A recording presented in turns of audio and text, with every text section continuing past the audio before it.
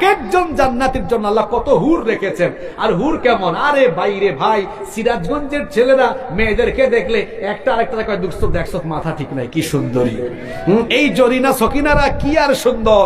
আল্লাহ বলেছেন ওয়াজাওয়াজনাহুম বিহুরিন আইন, হরিণীর মতো টানা টানা চক্ষু, ডাগর ডাগর চক্ষু বিশিষ্ট হুরদের সাথে আমি আল্লাহ তোমাদের বিবাহ দিব।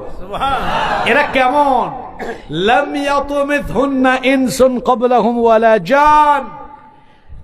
সিরাজগঞ্জের জরিনা সকিনার দিকে অনেক ছেলে তাকাইছে, হ্যাঁ, আর ওই জান্নাতি হুরদেরকে জিন বা মানুষ এদেরকে দেখাও নাই, স্পর্শও করে নাই। এমন ইনটেক হুর আল্লাহ জান্নাতীকে দান করবেন। সুবহানাল্লাহ।